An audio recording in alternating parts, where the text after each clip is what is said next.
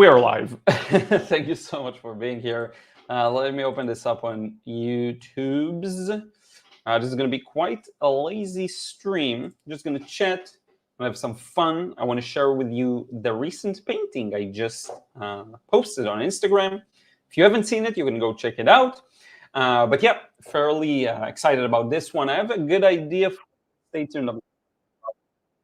And good, I see the audio is working, everything's working. Thank you so much for being here. Let me know what time it is and what are you doing. I started this stream a little late, I will admit. I don't know why I had this weird plan. I thought I was going to go to the gym. Just a second. Oh, there we go. I thought I was gonna go to the gym and I totally lazied out. It's been a rough week. So I ended up going just once. One day it was closed when I was supposed to go. I didn't know that. It was due to some kind of a holiday, special day. And yeah, so here I am drinking my soda pop. Being unhealthy. Sorry about that. Hey, Nancy, how are you doing? Good morning from Akron, Ohio. Did I visit Akron? I don't remember. I think I was there because I keep, I always read your messages in Akron, Ohio. Let me figure it out. Yeah, I definitely drove through it on my way somewhere. I'm pretty sure. On my way to Cleveland, but I don't remember. I'm not sure exactly. Joshua, hey, how are you doing? Long time indeed. Hope you're doing well. I still have, by the way, the video I promised you. I think it was you, right? I promised I'll do another version of the London Bridge? I think so. Still haven't gotten to it, but I have like the materials ready. I hope to film it maybe this week. Now I had a lot of things coming in, a lot of ideas. Sometimes what's really cool is if a video is really good, it's a good idea. I have a strong kind of vibe with it. If I go on and immediately film it, it takes me much quicker. I get the perfect result. Editing is easier. I can produce a really good video in an hour from start to finish, including editing and uploading to YouTube and scheduling and keywords and all of that. So I had a bunch of these ideas come up, so I had to postpone a bunch of stuff. But yeah. Overall, my day's been good. I worked on packing this thing. This is the huge painting. I'm going to share this probably tomorrow on Instagram. The huge 2.5 meters on 1 meter painting I've been working on. So yeah, it's there, almost ready to go, Other than that, what did I do? Oh yeah, I finished the painting that I want to share with you today. Making a pesto. I have it right here. We will talk about this process. Now, I did film it. I filmed the whole thing, so there's going to be a video, but we'll get to that. I think the process ended up being about, I wrote it down somewhere. It was a lot of hours. I don't know, maybe I have it in my calc, or maybe not. I'm not sure. I calculated it somewhere. I think it was at least 5 hours, I think, of film. I don't know. I won't be able to use all of it, of course. But yeah, thank you so much for being here, Joshua. Hey, John, how are you doing? So happy you received my message, and I saw that you sent me a voice message as well. I'm going to listen to that later on. Thank you so much. Jacqueline, how are you doing? Thank you so much for your support. By the way, you've left a bunch of really nice comments on my videos and paintings. Really appreciate it. Zoom in, zoom out, focus. Good. Focused? Are we focused? Yes, now we're focused. Thank you so much for being here from Alabama. Ritzy, hi from New Jersey. Is that a real place or is it just a double new that shouldn't be there? I'm not sure. I've been working on mixed media tags. So fun with some watercoloring in them. What's a mixed media tag? I'm not sure though. Tag, is that an actual thing? Yeah, I can search for that. Oh, okay, now, like an actual tag. That's really cool. I didn't know that was a term. Like you can say mixed media tag. That's really nice. I like it a lot. Feel free to send me some pics. I'd be happy to see it. Edson, wait, did I read the whole thing? Yes, okay, cool. By the way, how do you protect the watercolor in them? Or are you how do you incorporate it without them being at risk of washing off? I guess that's my question. Edson, hope you're doing well from Brazil. Awesome. We don't have many people from Brazil in the streams. We do have them on a regular basis. So thank you. Hey, Kim, also from Alabama. Thank you for being here. And we have Andrea from Florida. Awesome. Thank you so much for being here, Andrea. Ritza is just playing New Jersey. Okay, now you know it's the real. Okay, got it. Got it. Let's see here. So I wanted to share with you this painting. I have a folder for it. I just want to share with you the process. Actually, it's interesting. I'm not going to show you the video because the video is going to be a separate video. But I want to go over some of the stages while we chat. I think it's going to be fun. Okay, there we go. So I have it opened on my end. Yeah, thank you so much. I really appreciate it. All of your art, and I love your heart for sharing and giving us inspiration. Thank you so much. Really appreciate it. Hey, Pam, how are you? Good morning to you too. I already had my coffee. So I want to get your take on this. So I'm 34. I hit 34 in April. And just this past couple of weeks, I can't seem to. So I used to drink coffee with either oat milk, no sugar, or almond milk, no sugar at all. Like not added sugar, no sugar. Now lately, and it's an espresso shot, and I add milk to it. I cannot drink it. In the past couple of weeks, it doesn't taste good for me, and I have to just drink the espresso shot. I don't know why it tastes bad, and I don't know if it's something that changes with age, because they always make fun of people as they get older. They start to like different things. So maybe it's one of those. Here it's soda. Older people like soda. Soda as in just the water soda, not this, like some people would call that soda or sody pop. Not that, just soda, just sparkling water. That's something that people here make fun of old people for liking. But yeah, I just cannot drink it. I don't know. I really hate it. So I end up just making an espresso shot. The most I do is put an ice cube in it just to have a bit more of just a shot, and to get it to be a little colder. Though sometimes I won't add any ice. I don't know. It's so strange. I have no idea why. Huntsville, Alabama, right, Kim? So yeah, I think did I hear about Huntsville, Alabama somewhere? I don't know. It rings a bell, but I don't know. So yeah. Cool. Janzart Liron from Kansas City area. Thank you for being here. Hope you're doing well. Marjorie, hey, nice to see you too. Thank you so much. Really appreciate you always being here in the streams. Not always, a lot of the streams. Angelzite, hopefully I'm pronouncing it correctly. Hello, Liron, and all. Thank you for being here. Let's see. Fiona, hey, hope you're doing well. Espresso is more concentrated, bitter. Yeah, I don't know why. I just like it better now. I can't really explain it. I used to like, and I also tried, I thought it was the fake milk. I thought it was the almond and oat milk. So I tried just normal cow milk, and it tasted pretty much the same to me. I didn't like that as well. So I think it's something in how they mix. Now, the funny thing is, I can drink the milk on its own, like if I want to splurge on like milk and a cookie, if it's a really high quality cookie, I can drink the milk with it. I just really dislike the milk with the espresso or coffee taste. I don't know why. Kate, maybe you can give me an explanation. Yo, Liron, I'm 32, and I do understand those age changes. I don't drink coffee at all now. Yeah, honestly, so I was never addicted to coffee, I think. I would maybe rely on it for energy from time to time, but I don't know why. Something in coffee never got me really addicted. I could just stop drinking it. It's just some kind of a habit, but I could really just not. Some days I wake up, I'm not in the mood for coffee, and then I end up not drinking the whole day. So yeah, I don't know. It's interesting. Did you switch to something else, though? Is there something you now like more? Maybe tea or matcha is now very fashionable. So I don't know. Let me know. I like gin and tonic instead of coffee. Okay. So I don't know. It's not a one-to-one. Like I wouldn't be able probably to drink it in the morning. But yeah, it's interesting. It's really interesting. And it is quite bitter too, I'm not really, I don't know much I don't remember the names of alcoholic beverages, though I can drink them and I enjoyed them in the past. But yeah, so it's interesting. Fiona, can you one day paint different types of coffee in still life? That's interesting. That's an interesting idea. I'm going to write it down for myself. I have this note with all of the live stream requests, stuff like that.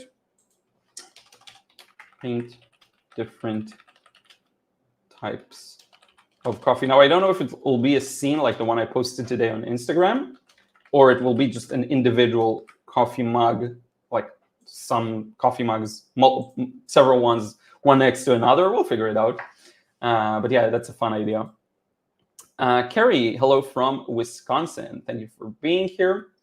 It could be interesting also to paint with coffee. It's just very hard to get a dark wash, by the way. Jacqueline, I'm working on an Instagram post with each step of the tags being made. I use ink, stamps, paper, embellishments, gems. Okay, cool. Stencils, whatever's on my desk. That's really fun. That sounds really fun. I'll check it out. In case I miss it, if you can send it to me, just a link or something, I'll take a look for sure. I like these kinds of things. Now, what's the purpose of a... So I'm so clueless. Is there something inside the tag, like a piece of paper, something that has a meaning, or is it just the design of the tag? I have no idea. I'm curious to hear. Maybe it's a silly question, but like I've seen these before. I just don't know if there's anything inside of them that has an extra meaning. Hey Ian, hey Liron, what is the secret to create depth in watercolor landscapes? Greetings from Brazil. Yeah, I think it's really the old, and this is a good opportunity. I'm going to bring up the painting. I think honestly, it's just the old. Get the values right, get the colors right, and that's pretty much it. It's funny. Because the values are going to be influenced by the... let's skip to the final one, and then we'll look at the stages. So for example, even here, there's a bit of depth. It's not a landscape, that's true, but like you see the fact that this is lighter here, and it's behind glass, and this is a little darker because the window is open. It's usually in the values, things are farther, they go a little lighter, and they also go a little more gray. You see less of the colors. So I would say if you combine these two together, and if you add edges for good measure, like to make the edges a little more vague and things that are far away, you will get that effect of depth, for sure. And yeah, I'm going to go solo for a second, but just know the painting is open. I'll go over some of the steps in a couple of minutes. Dr. Smooth, hi all from Franklin, Tennessee. I hate watercolor. It can be magical or really cheesy. I think watercolor at the end of the day is almost, it could be a reflection of your kind of relationship or mental stage with yourself.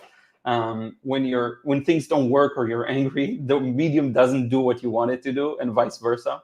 Yeah, to me, I don't know if it was luck, sheer just dumb luck. When I got started, I had a lot of trouble to the extent of not even being able to paint with the brush like the shape I want. I would have a really hard time filling in shapes accurately, which is why I did this brush mark exercises. You have some videos here on YouTube. That alone was a huge challenge for me. And I think it's just, if you can get past that, I don't know exactly how I did it. I guess I was just fascinated enough with the medium to just push through it.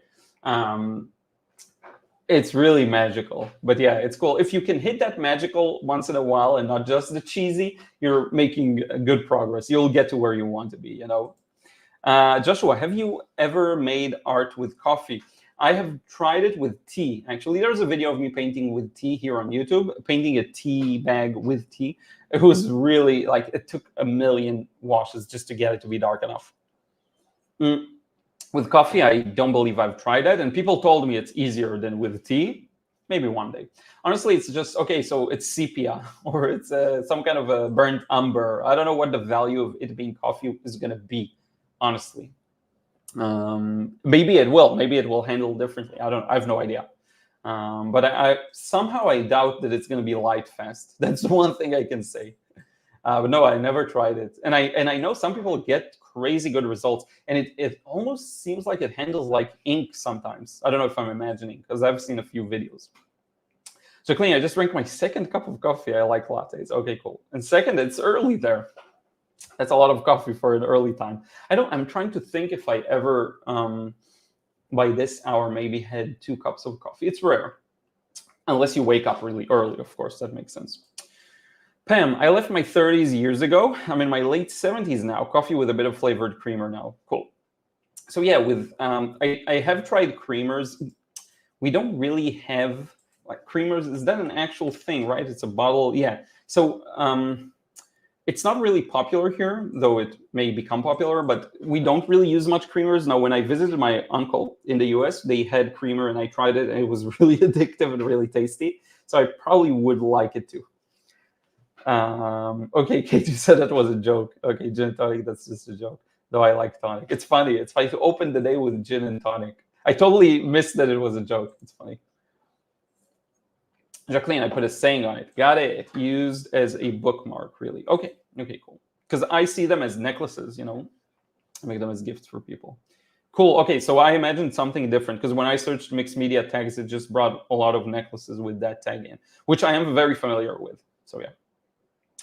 Jansart, do you have your studio set up how you like in your new space? Are there things you like better or less in this space?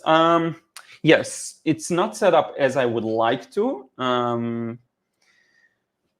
Honestly, in the future, if we can actually purchase a place, we're renting. If we could purchase a place, set it up just the way we want it to, and know that there's some permanence to it, then I would arrange it a little differently. What I have right now is totally, what is that thing?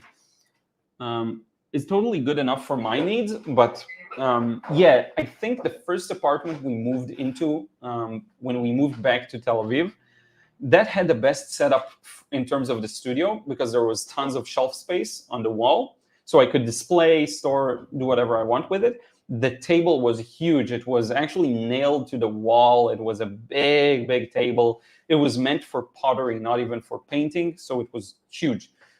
Here, my desk is not as big as it was there, which, so I just paint the large pieces in the living room. It's not a big issue. The living room, dining table, basically. So yeah, it does limit me in some ways. But I think in terms of the computer workstation and the whole overall setup, I pretty much master the thing, like how to place it in the most effective way for the space. It's definitely good enough for everything I'm doing. The only limitation I would say is just it's not as spacious. And if I want to paint large, I can. Now, when I say large, I don't mean A3. I don't even mean probably A2. When I say large, I mean large. I could paint an A2 here. It's not a problem, really. So let's think about it. This is A4. This is A3. This would be an A2. A2, I should be able to paint here, no problems. But if I go larger than this, anything that goes half a sheet, maybe sheet, it's a nightmare here. I can't do it here. So I have to work there. In the living room, there I could. I actually worked on large portions of Ponte Vecchio on that work desk. That's the thing that I would say is missing in this space. Anything else? Not really. I like the way this place is organized right now. It works. Had better setups, but it works. And I think just moving so many times really taught me how to set things up quick. And I also got rid of a lot of stuff in every move. So yeah. Sylvie, hello from Paris, France. Hello, welcome aboard. By the way, Jansart, let me know how's your space. And everyone here, if you want to share what workspace you have, because I'm sure most people or not everyone's going to have a dedicated room for creating or an actual studio. So I wonder where you paint. Is it like a kitchen setup? Is it like something like that? I'm curious to hear. And do you have an actual station that everything is ready for you, or do you have to put stuff on there? I'm curious to see what you'll say. And hey, Sylvie, again, once again, thank you for being here. Talk to us smooth. Pam, Watercolor always has new challenges. That's why I like it. Indeed, yes. Let me share this now. I think I can share this because talking about Watercolor challenges, now I'm going to show you a bit of it. We're going to zoom in on some spots, and then I'm going to go back to the starting stages. And don't worry, I'm going to continue reading your messages. I will say this, before we get to anything here, I'm kind of shocked at how well these leaves turned out. Now, if you know my work, if you've been following my work, you know that foliage, I would say I painted well, but sometimes it's in this weird spot where if it's close enough, it's good. Like I can get some details in. But if it's middle range to far, you have to simplify some stuff. And I'm not always happy with how that comes out. Now here, I am like 100%. I have no idea how I nailed these leaves. It was really slow and really step by step. But yeah, I couldn't be happier with these in particular. And I was not expecting it to be like an important part of the painting at all. You know, the focal point is definitely here. It's definitely the kettle. I would say the kettle and the mortar and pestle, is that how it's pronounced? Also the vinegar and oil bottle, but yeah, I would say it's here, especially the reflection. And people have commented on how I painted this reflection of the mortar. You know what's so funny? When I painted it, I didn't even know what I was painting. I didn't even notice it was a reflection of the pestle. I just painted the values and shapes as I saw them, which is a bit crazy. And then it's suddenly, I'm like, oh, it's the mortar's reflection. That's really cool. Now, if you focus really hard, maybe you can see a bit of my head peeking through, but this is a different scene from the previous Pesto painting I made. We'll talk a bit more about it in a second. Kate, by the way, do you think that watercolor works can take like a few days to finish it, or should it take limited time? No, there is no should. For example, that large painting behind me, the one that you can see right here, I worked on it for a month and a half. So there's definitely no should. It's a matter of what the painting demands. This painting, for example, again, took, I don't know, 5 to 7 hours, I would say, of work. I have 7 hours of video, I think, something like that. I think it's a crazy number. Maybe it's 5. Maybe, I don't remember what. I wrote it in a comment somewhere on Instagram or Facebook. But yeah, there's definitely not a should. It's more about what the painting demands, and you have to just kind of give it what it demands. That's what I think. Jacqueline, let me see if I already received it. I don't think I have. It sometimes takes a couple of seconds, so I'll look in just a second to see. But yeah, Kate, whatever you feel like, if you want to paint something super detailed, very involved, it could take weeks, even, a few days. Now, if you have a lot of time to paint every day, so, I finished this in like 3 days, maybe 4, I don't remember, maybe four sessions or 4 days. And every time I set for a couple of hours. So if you have the time, it can be fast. Yeah, we'll check it out, Jacqueline. Still need to add a ribbon to the top. Cool. I love that. I don't like mixed media, doesn't come naturally to me. Watercolor hasn't too, but I would like to maybe try it out. Maybe go to a workshop or something that's very structured, so I can just follow the instructions and still have fun with it. Angel Light, by the way, like your frustration-free course. Thank you so much. Thank you, and thank you to everyone who purchased it. I was just talking about how business is strange in 2024, and I'm super grateful that quite a few people have purchased the courses this month. Really appreciate it. How we pay the bills and feed Ruth. She's a cow. She's under my desk. You want to see her? You want to see Ruth hiding there under the desk? Let's see if I can show you. Little cow of a dog. Yeah. Since I don't force her to be on camera, she does stay here during streams. You know how she's like. She always wants to escape the camera. Thank you so much, Kate, by the way. If everyone can thumbs up the stream. I have a few interesting ideas regarding streaming. We'll see how I'll implement. We'll see if and how, because it's interesting. You'll see. I'll talk about it in the future. Needy, hi Liron. I finally made it to your live stream. Thank you so much. I love your latest painting. There's something so nice about monochrome paintings. Takes me back to your Mercedes logo painting. Wow, that's a nice throwback. Thank you so much. So you've been here for a while. Really appreciate it. Yes, I find that when I remove paint, it gives me a lot of superpowers. Basically, I can notice so much more, and it just makes it a lot easier.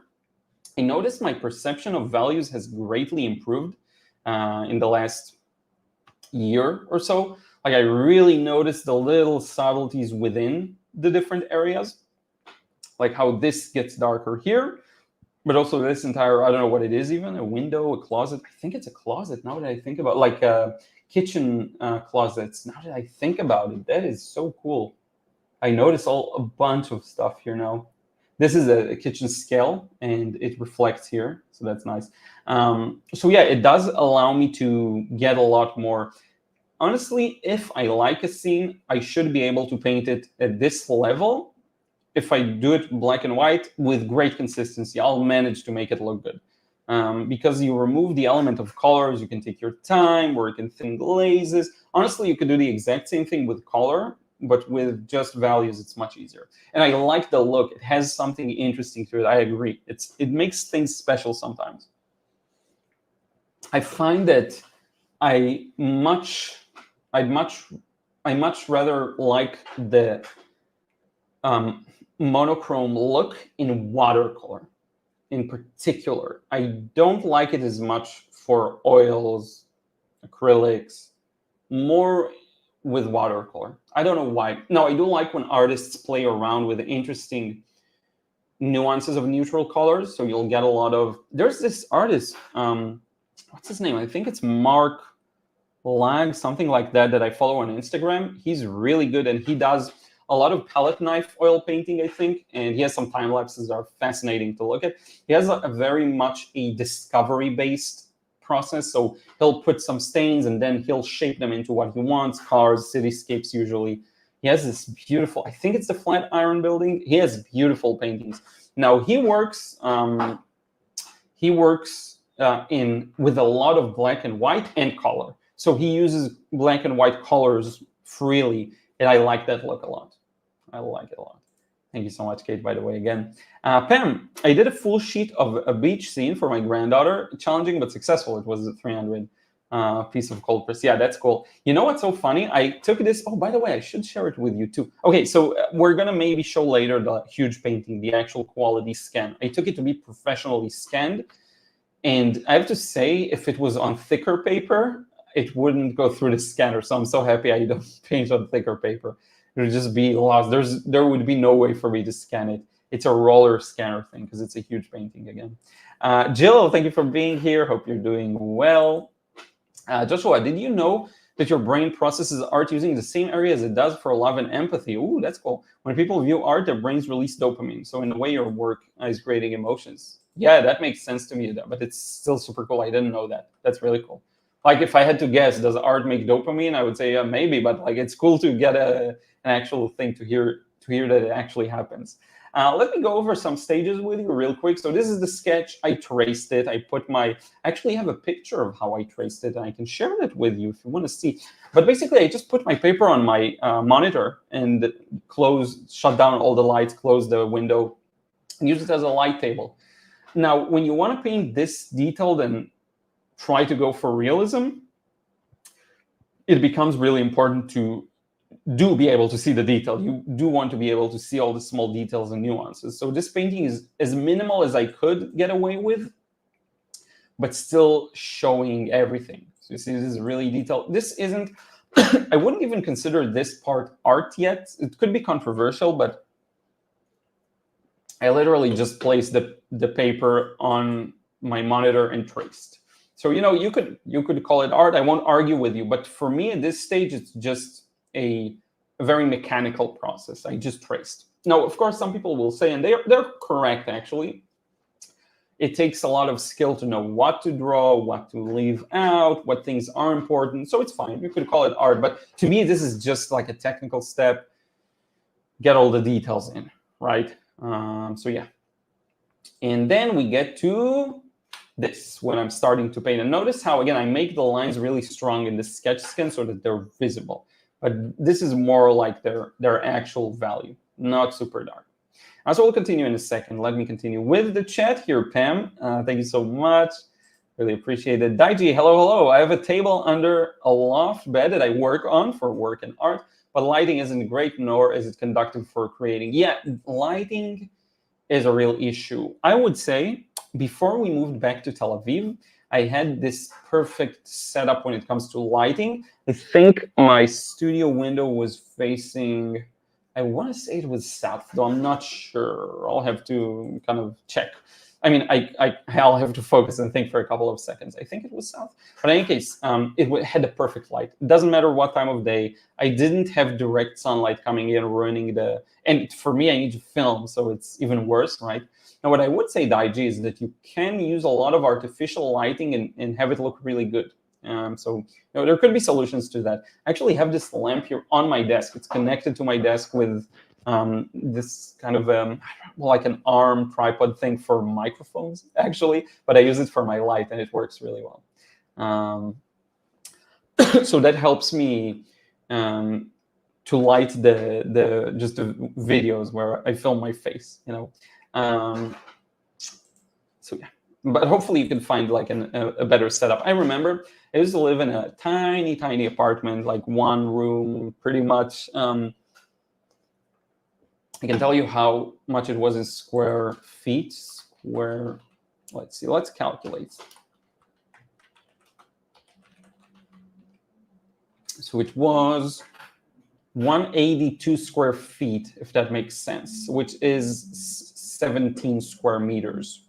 And it had really bad lighting, so it was a challenge. But a lot of the paintings that I created in the past that a lot of people love and are still up on Instagram and everywhere were done there.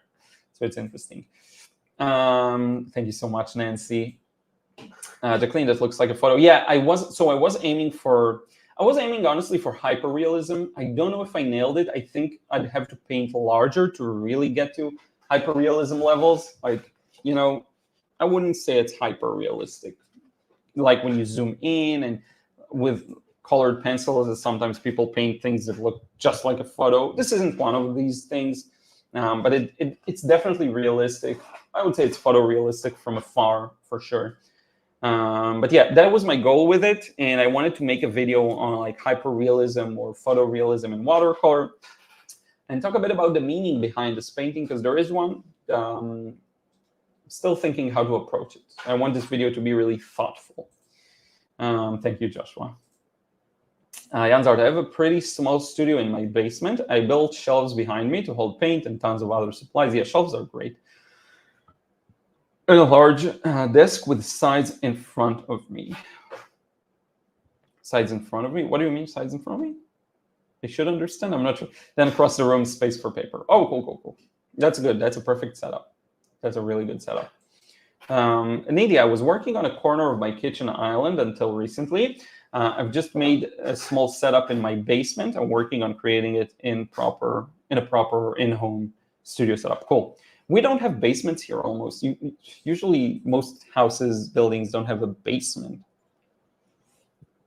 So it's interesting. The whole concept of basements is very foreign to me. Like, I know they exist. I've been to some, but it's very strange to me. Fuse blower. Got the old drawing table of my father, who was an architect. It's huge, awesome. And does it also tilt, like the angle? Those are really useful, if I remember. Jan's art, mats, framed books, drawing supply. Okay, wait. So we're continuing from here, right? The across the room is space for paper, mats, framed books, drawing supplies, paper cutter, etc. But I'm wanting to move it upstairs where lighting is better in a spare bedroom. Yeah, so I would assume you use just artificial lighting, or maybe there's like tiny windows that are above ground level, maybe. Yeah, that sounds like a challenging setup in terms of light. I would have to rely a lot on artificial lights, which isn't bad necessarily. I think Joseph Zbukvich does like a studio tour, and his studio doesn't look super well lit. Maybe it was just a rainy day or something like that. Maybe I'm imagining, I'm not sure. Joshua, how do you get your shadows so dark? Because when I do lots of layers to create a dark shadows in water, it always looks really light and messy. I think usually the answer is you just have to go darker.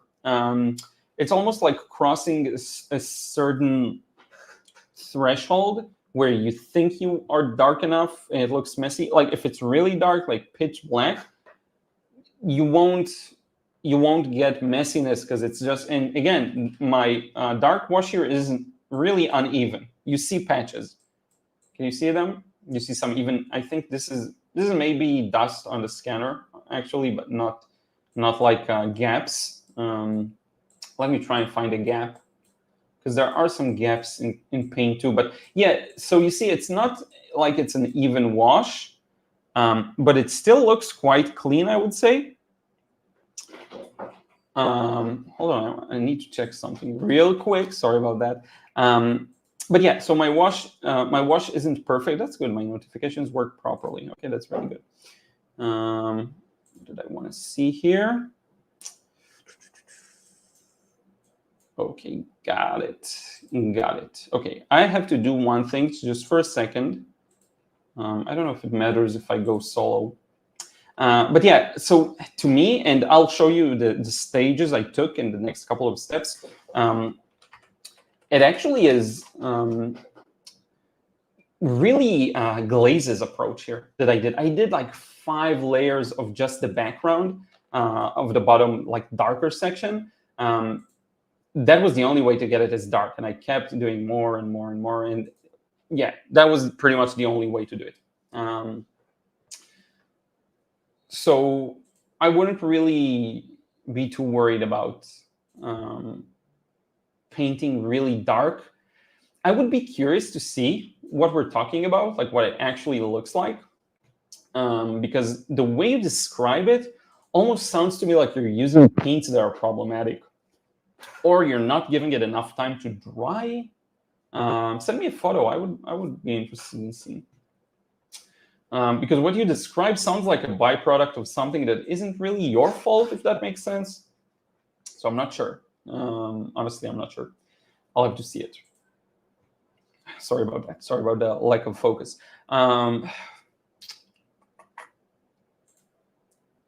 Yeah, let me show you. I'll just continue with the stages so you'll see. So I did, Joshua, I'll go real quick. So I did this wash and then I did this wash. So this is a very thin wash, right? Not even close to being black. And okay, yeah, it's a straight jump. I actually have more stage. I have the video to show you, but think about it this way. Between this and this, there is at least 5 washes. So there's 1, 2, 3, 4, 5, and then this one, I think, or maybe it could be 6 washes. So another one and another one and another one until it's pushed to be dark enough. Another thing that could happen is maybe you're trying, and that happened to me before, you're too greedy with how dark you think you can get a wash to be. So you're trying to cover a lot of ground in every wash, where instead it's better maybe to use more washes, but more watery. So instead of trying to get it in 3 washes, try and get it in 6 washes that are lighter and thinner. I think that can also help. And sometimes people are just scared to reach into the dark paint. I have a couple of videos on that because I know it's an issue. I hope that somewhere in there was something to help you and make sense, you know. That's what I think, at least. Yeah, everyone loves Ruth. Pam, she says hi back. Kate also. When I say she says hi back, she's the same cow lying on the side, not even reacting. So yeah. But she loves you all, don't worry. Jacqueline, I really wish there was a place to go and paint with other artists. My studio is bedroom size and it's cramped. I'd like to meet in a large warehouse with other. You know, that's definitely doable, Jacqueline. You should be able to, I think you should be able to pull it off, like specifically you. If you know of artists in your area, even people here, you know, you can do a meetup. Maybe rent a place, maybe have someone who has a space and everyone meets there. It's definitely a possibility. I used to do that a bit here. We had a Facebook group of paintings that we would do meetups. It's pretty fun. But I get it, like a large one. There is something to space that encourages art, for sure. I don't know if it's just me. I like the ability to move, and when there's a lot of space to paint in, it does make a difference. Ruth, yes. Everyone loves Ruth.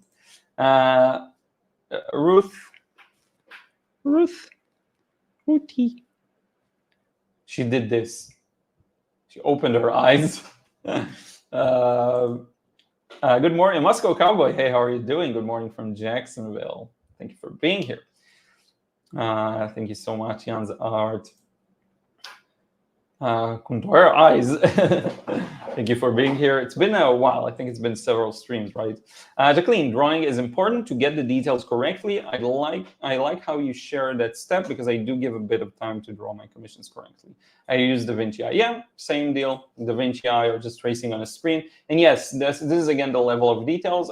If it was a larger piece of paper, I'd go more detailed for sure. I would get into more of the nuances here, like, for example, on the reflection. But yeah, I also sometimes do like to have a bit of, I guess, clarity. The more the paper is cramped with lines, pencil lines, it can get messy and it can get confusing. There's something to the cleanliness of the paper that sometimes encourages me to paint.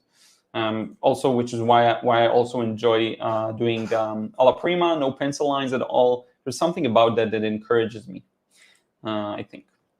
Pam, when I sketch, I find I get lost in too much details.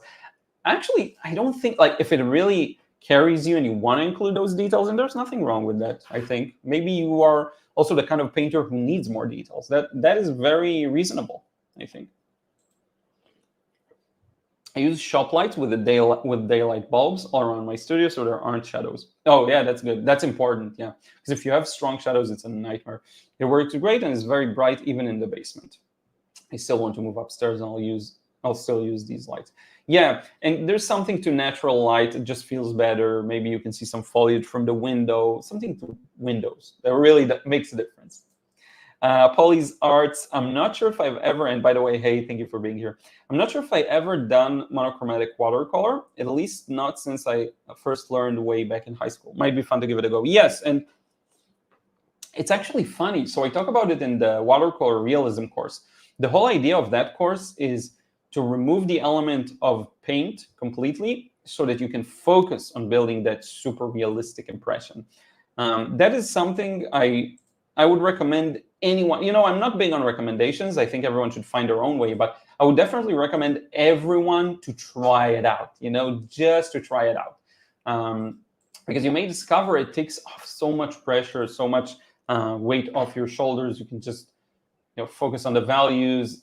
To me, it's definitely easier. And if you want to go properly by the book, that's how they teach it in boring academia. Sorry, I don't mean to insult anyone, because the academic scene here is really problematic in that they don't. Everyone says they don't really encourage the creation of art, but rather just, you know, do your thing and everyone will love it. You know. So a lot of issues with that, I think. There's no problem. You can paint freely, create freely, do whatever you want, but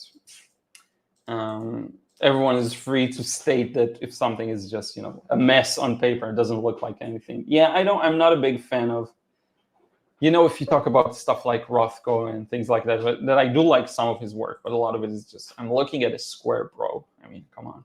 But yeah, sorry, went on a rant. I would give it a go. It's fun.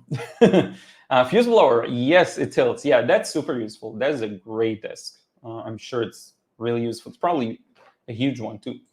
Janzar, the desk has pull-out shelves on each side, so I have surfaces in a U shape. Oh, okay, got it. Yeah, that's good. That's really useful. It's been a while since I had a desk like that. I built my own. Okay, so when we lived outside of Tel Aviv, I built my own desk. I bought a desk that you build at home, and it had shelves, which were like pullable shelves, which was quite nice. Please, Art, have you done ink wash? That's more challenging than watercolor, in my opinion. Interesting. I have not tried it yet. Everyone says it's fun, though. I heard from people it's very vibrant, and you can achieve a lot of things with it. So yeah, I would like to try it out. Have you? So do you? I guess you're speaking from experience, right? By the way, could you remind me what you use to paint the art in your profile pic, the one on the book, right? It's the same painting. I really like that. That's really high quality. I think you might have said already, but I'm not sure I remember. So yeah. Joshua, how can I send a photo? You can find an email on my channel. Go to the channel, go to the About tab. I think there's an About tab. See contact information. It's there. It's just Liron at lironyan.com. Fuse blower. I make my blackest blacks with phthalo green and quinacridone magenta. Okay, I see.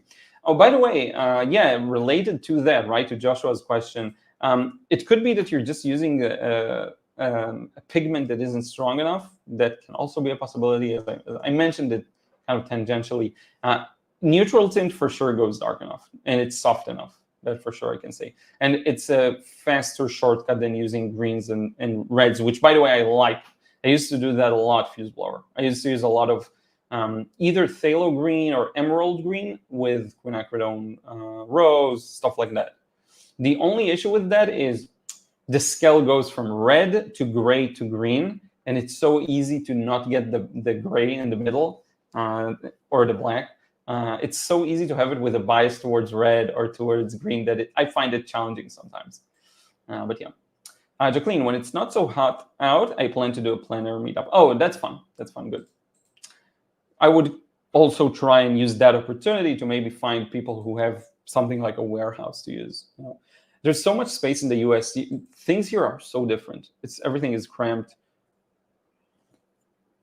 But I'm sure you can find someone with a large room or a large barn, even, I guess, could work. Janzart, when I need a really dark, smooth wash, maroon perylene.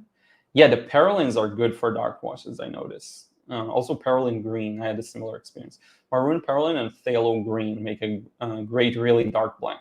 I use it for floral backgrounds when I need a really dark, smooth background. Cool, cool. My go-to used to be, I would almost use Daniel Smith's secondary palette to get my dark. So I would use Carbazole Violet, that is very dark, together with Undersea Green and quinacridone.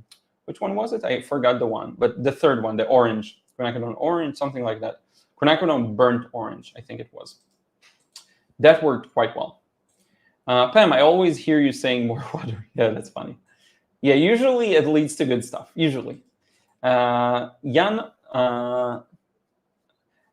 do you pronounce that O just O? Ostlund? I'm curious. Good evening from Jan in Uppsala, Sweden. Cool, thank you for being here. And hopefully I'm pronouncing Jan correctly. I am never sure if I'm pronouncing these correctly. With the J especially confuses me. Thank you so much for being here. I think I saw you in another stream before, right? It's not your first one. Thank you so much. Kate, that bottle on the right side of the picture looks like a bomb. Yeah, it's funny a bit. It's actually a vinegar, and this is vinegar and this is oil, and they have separate, openings, which is really cool. It wasn't as convenient to use, surprisingly enough, but it looks good. Marjorie tried to join, but between doctor and I don't know what nebulizer is, couldn't, or maybe I do know. Wait, let me check. Or maybe it's a typo, I'm not sure. Okay, got it, yeah. So I knew what it is. We have a different word for it here. I'm not sure I remember it correctly because I had to do a couple of these when I was a kid, I think. But yeah, sorry about that. But you're now here, so thank you so much, and hopefully you're feeling better. Moscow Cowboy, just curious how you created the whites in the glass piece. Did you remove paint? So yeah, this is negative painting. Everything you see here right now, in this instance, this wash, is negative painting. By the way, look at this nice little screw, barely visible. It's all negative painting, Moscow Cowboy. I painted the darks and painted around the lights in multiple glazes and washes. Now, if we go to the finished stage, you'll see a couple of highlights have joined here. So these are with a white gel pen. This one too, and these two as well. But everything else is just watercolor and negative painting, paper white. I used my white gel pen here just to sign and to add a few dots, like literally a few dots, not a bunch of details, just 3 or 4 dots of paint, maybe 1, 2, 3, 4 it was. And then maybe 1 or 2 here. Yeah, something like that. Maybe 6 dots, I'm not sure. So everything here is negative painting. Just good old negative painting. Same for everything you see here, it's all negative painting. Here as well, so yes. Even this that I did not intend to leave there, I think it looks really good, and it's just, you can see, it's where I missed with a wash. It's funny. Polysart, yes, I've done ink wash a few times over top pen and ink line art. Okay, cool. My icon image was done in grayscale with graphite pencils, scanned into my computer and added color in Photoshop. Gotcha. Okay, that's cool. That's cool. I didn't remember it was Photoshop for the colors. Looks like a double percolator bomb. I know nothing about these. I have no idea. I'm such a nerd, I guess. I guess you know which of your fans are stoners now. So you'll have to space white. Yes, exactly. Yes. You can actually tell what was dots added with the white gel pen because it usually looks like, because it's a ball pen, you can see a circle. It's not a perfect dot, it's a circle. That's how you can tell. Let's see if we can see it here too. You see it's like almost a circle. But yeah. My dear stoner followers, hopefully that answers the question. Let me show you the original for a second. I might have tried to use mask out. Would that work as well? Yeah, it should work. But to me, I'm just not a big fan of masking fluid. I just much rather paint. And you have to understand, I didn't paint all the details here in one go. I started with, this shape, but just skipping a few lines. And then this shape. You see, it's separate shapes. It's not that difficult. And then this shape, and then this shape. It's all separate shapes, right? And that allowed me to just focus on a few of the large highlights and leave them there. And what you see is the compounding effect of doing it over multiple washes, right? So let me just show it to you here once again. I think this is honestly the best way to see the painting. It just, real life would be the best way to see the painting. I can never describe, if you've ever purchased a painting, or if someone here, I'm super grateful if you purchased my painting. And I know the names of people who purchased my paintings. So if they're here, I'll definitely can be able to tell. It's really, if you've purchased one, it looks so much better in real life. There's no way to compare it to. It just looks so much better when you see the real thing. But yeah, the skin is close. This is pretty close too. I had a bit of, funny enough, red on my palette, but I avoided it. I haven't used it, just leftovers. I just used the dark lower section. Let me show you. I have the entire video, but I want to keep it for the video. I won't share it today, probably. So I use this mixing area and a bit of this, maybe a bit of here, but I avoided this red. So everyone says, how can you paint with such a messy palette? Well, here you go. It's very much possible. Jacqueline, I love my white gel pen. Cool. Yeah, it's very useful. For these small touches, it's very useful. Moscow Cowboy, just paint on mask out after the first, line drawing phase. Yeah, that makes sense. You could do that, yes.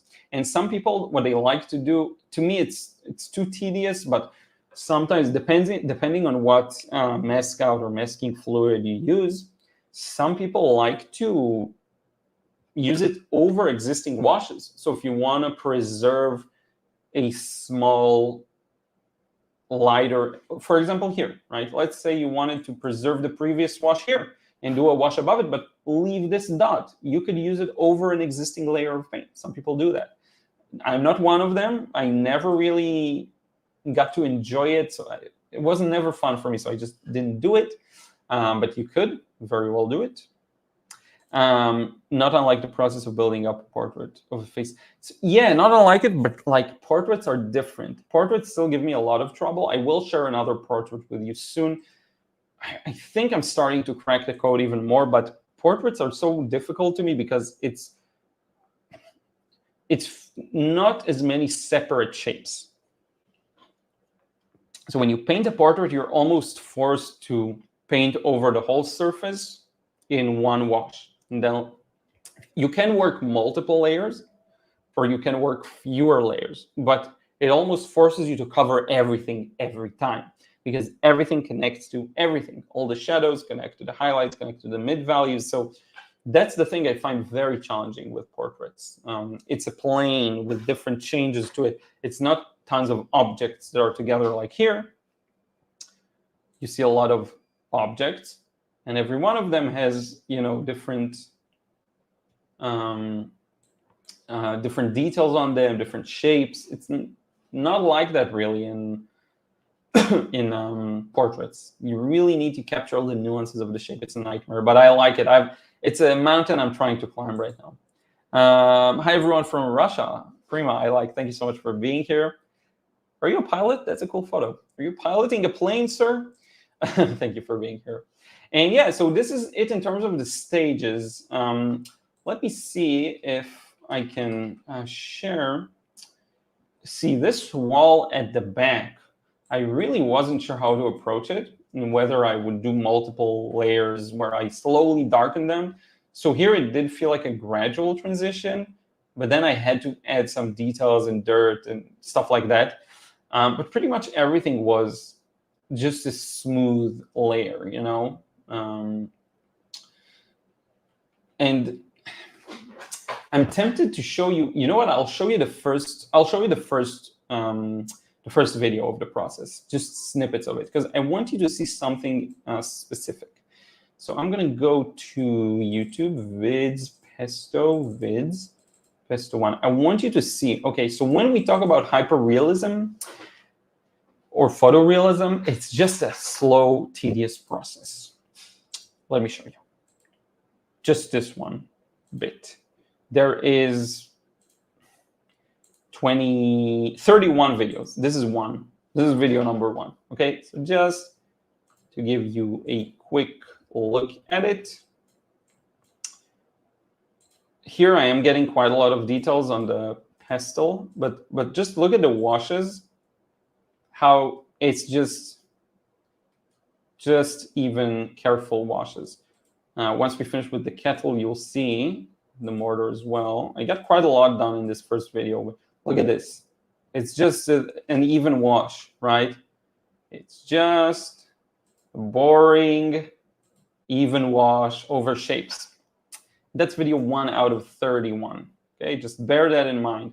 Like this here is not even close to being dark enough. So I did another wash where I darkened the bottom, and another wash where I darkened the top, and another wash. That's how it is with these pieces. If you really want to achieve a high level of realism, sometimes it's unavoidable to take the path of very slow and careful painting. Now, some artists can do that immediately. Fewer washes, fewer glazes. I'm not yet one of them. I can get some realistic results, don't get me wrong. But it's not going to be photorealistic. It's not going to be like this, you know? So yeah, I think it's interesting. But just thought I'd give you a quick preview. Fuse blower. Charles Reed paints in small sections in portraits as well, but it's very difficult to pull it off. I love Charles Reed's work, and it's definitely possible. And you also see artists like Misselbu painting in small sections sometimes. When you're familiar with the planes of the face and you know what to paint in these small sections, you can do it. The question becomes, is that how you want to paint? Is that the style you're after? Is that the end result you're after? Now, I love looking at these results, and I love Charles Reed's work. I don't talk about him much, but I love his work.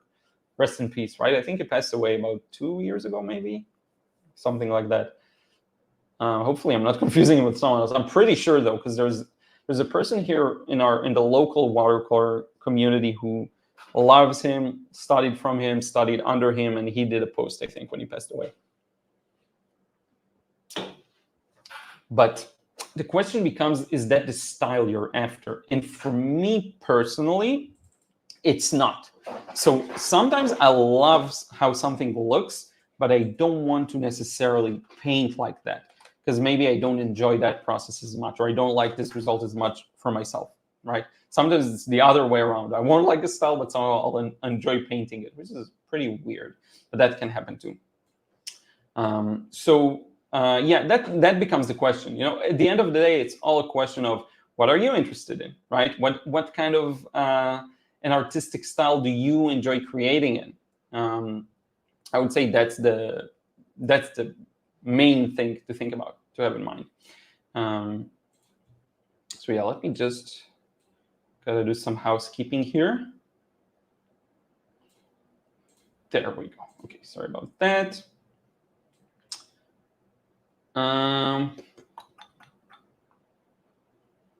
What did I want to do here? Okay, good. Jan's art. I do portrait, and by the way, one thing I do, sorry, I just remembered, one thing I really like about Charles Reed's work is the way he uses colors. shadows. That I do like for my own work as well. Turns out I do portrait and pet commissions and use negative painting and lifting for highlights. I don't like masking fluid either. For portraits, you do have to get really good at fast edge blending. Yes, because you have to work on these shapes while you're painting the wash. You need to smoothen out the edges. It's tough sometimes. It really is. Yeah. Isabey Dembski, hi from Michigan. Cool. There's a brand of brushes, Isabey, but it's spelled a little differently. That I hear is pretty good. Thanks for your reminder to paint. Yeah, thank you so much for being here. And I'm always happy to remind everyone that if they enjoy painting, maybe remember, that's a thing you can do. I want to show you one more thing. So I promise I'll show you. If you have any questions about anything, feel free to ask away. This is pretty much all I wanted to share, but I do want to show you that large painting I did. It's a large commission. Now I wonder what scan I should work with. So let's do this. I'm going to present Isabey. Yeah, great brushes. I love the 6228 series. Cool. You have good taste in art materials, I feel like. Present. Oh, wait, I need to open the picture. Workable size. So that's the one. Okay, good. So I have a scan. I will share this again tomorrow on Instagram, probably. But this is the large commission painting scanned. This is a scan. It went through a roller scan. Now, scans do have their disadvantages. It's not as good as picking up blue nuances. So, for example, this is blue. It's not gray. It should be at least as blue as these areas of the water. But whatever, it gives you a good view of the overall thing. And to me, and this is, again, really, you can zoom in quite a bit. This is a downsized version. I have a version that's like 4 times bigger image size. But yeah, this is it. This is what I've been working on for a month and a half. This is 1 meter over 2.5 meters. I don't know how much it is in inches, so let's check. 250 centimeters, 2 inches. So that would be 98. Will be 40 by 98 inches. That's the overall dimensions of this thing, if I got my calculations correctly. So it's a monster. It's a beast of a painting. You know, I'm still not sure. It could be my best works to date, just because of the sheer dimensions, you know. And this, honestly, is one of the parts I'm most proud of, because this is a lot of rocks inside the shadows. And again, the picture will never do it justice. It looks even better in real life. But yeah, quite happy with that. It's huge. You need to see it. There's a picture of me with it, but you know what? I'm going to save that for the post. Just, you can see the dimensions there. I'm going to save that for the post, I think. But yeah, it's quite a thing.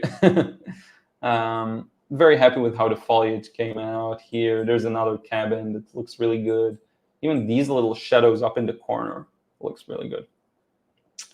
So yeah, I'm gonna leave it in the background for a while. We'll answer some questions. Isabey, I attended Phoebe Flory's watercolor portraiture workshop in 1986. Now, I'm not familiar with Phoebe Flory. Let me see. Watercolor. Oh, that's cool. That's a really what would be considered today an old school style. I like that a lot. That's really cool. Must have been an experience. It's so rewarding to see someone like really knows how to work with the medium work it. It's so satisfying. You get to see a lot of things you never see, even in a video, I think. Seeing it live, you know. Thank you, Nancy. Jan's Art Snowy River painting looks awesome. Thank you so much. Plasman, hello, I have a question. I haven't touched lighting or shading since the start of my training. How do you recommend I start outside of shading basic forms, which I'm already doing? That's a good question. I wasn't asked for a while about light and shadow. I think the best thing you can do is experiment for yourself, meaning you can buy one of these basic shapes, like, you know, like a, I don't know what you'd call it. It's almost the same material they use with packing peanuts, whatever you call these. It's just a ball or a box, and play around with lighting it yourself differently. So put a strong light next to it, put a weak light, put a colorful light, look at what it does, and then try to sketch that or paint that. That would be, I think, the best way. The best way is to really explore, right? Instead of looking at books and looking at tutorials, the best way to actually learn something is to explore it for yourself, to play around with it, to try and break it, to try and see how it works. To me, I think that's the best way to learn. So that's what I would do. And at some point, you'll very naturally start noticing these nuances around you. For example, why is the snow blue? Why is snow blue? Because it reflects the sky. That's the thing. So the snow's shadow looks blue. Reflects the sky. It's made of water. Maybe there's some kind of other scientific explanation to it. But these things, these nuances, when you notice them, they can really take your art to a different level. So that's what I would do probably. It's all in the experimentation. That's what I think. Jacqueline, wow, thank you. Polly's arts. Sorry, I've been seeing that on Instagram. Looks great. Thank you so much. Yeah, I'm gonna post like a proper post with all the details soon. Fuse blower, wow, really wow, could cover an entire wall. Yes, it is quite a large piece. You could get lost in these abstract shapes and all the rocks and snow. Yeah, it was great fun. The advantage of large paintings, contrary to what people may think, it's scary or it's very difficult to paint. There are some clear advantages that you can really focus in on an area, shape it, make it look perfect, and then the compounding effect of that over multiple areas really does develop into something that looks beautiful.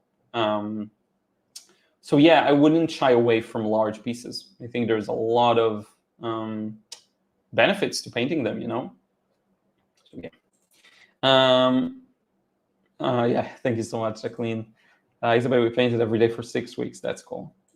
Old school. I'm 74. Okay. I wonder how old she is or she was at the time of giving that workshop. But that sounds really great. So yeah, I think this is pretty much it. If you have any questions, feel free to ask. If not, I have a few more things to take care of. I'll probably do after the stream. But yeah, I really enjoy seeing these details now. I'm happy I took a bunch of photos of this painting so that I have good documentation of it. I also filmed some of the process, but not all of it. And I have a good, I think, documentation of it. So I show how I open the paper and how I organize the space and then a bit of painting too, just a bit of it. I'm happy, Jacqueline. Yeah, it's more of the same, Some artists, I don't know how they do it. They really take it all the way to the edge, how much they paint large and then smooth, even washes. To me, ideally, if I'm going to paint large, it still needs to have a lot of individual shapes. But a lot of people, a lot of artists who work very large and are very skilled, I don't know how they do it. They use huge brushes. There are a couple of artists who do that. I actually featured someone, Painting Masters. It looks fantastic, It just looks fantastic. And they use just huge, even washes. Just huge washes that I don't know how they handle. Even if you keep spraying on it to make it stay wet for a long time, it's tough. It's tough. I don't know. I don't think I have the currently the tools, and that's not a big gap. I can just purchase them, or the fortitude right now to do something like this. I need to work in areas really. But yeah, I hope that makes sense. Isabel, she was in her 70s and it was in her barn. Cool. That's crazy to think, right? You get to experience something like an artist, how they work, and then there's no way to recreate that experience ever, right? So yeah, that's great. So I assume you got a lot out of it.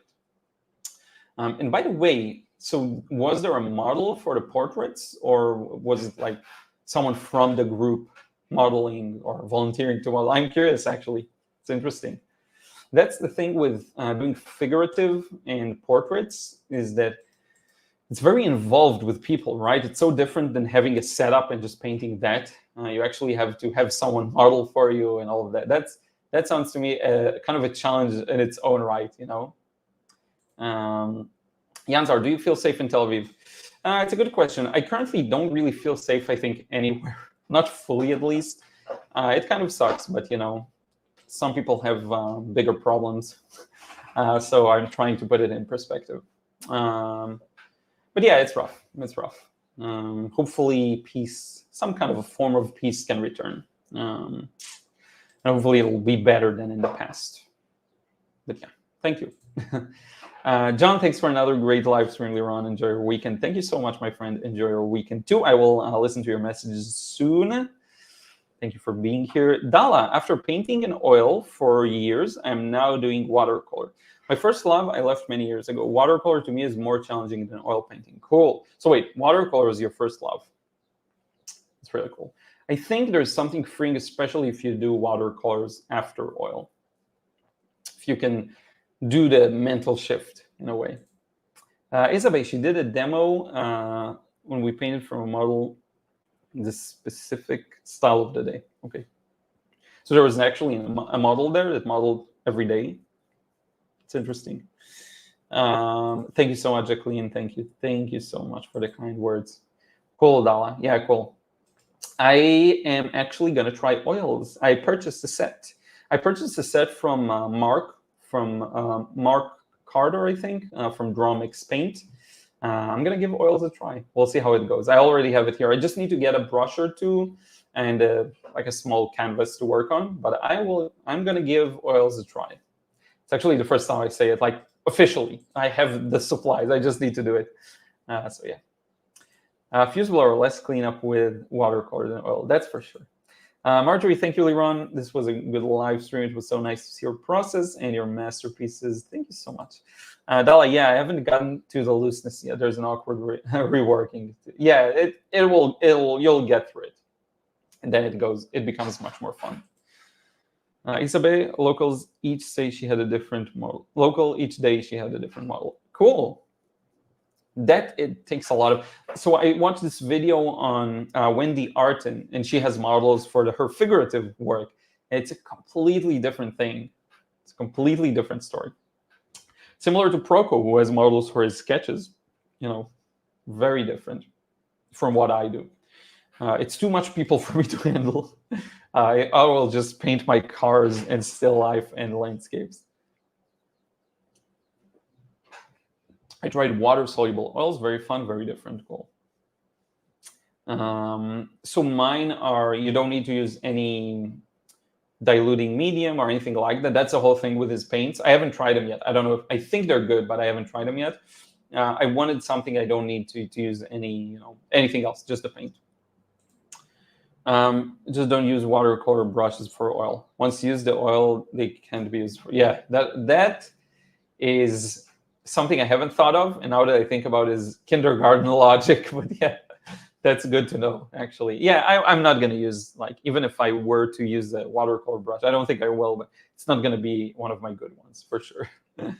Janzart, I'm horrified by all that is happening there. I think of you and all who are vulnerable. Thank you for sharing your time with us. Yeah, thank you so much. You know, now there isn't many alarms in the center, but we may do a stream and then the alarm may go off. Yeah, there were times like that, unfortunately. Permanent college credit in education, sort of an honorarium. Cool. That's something we need more of here. There's not enough art programs and actually things that encourage people to make art and make a good living from art. That's something that's missing here. Dala, I bought the long round brush by Da Vinci. I'm looking for my perfect watercolor brush. Yeah, Da Vinci is good. They're good. You may like it.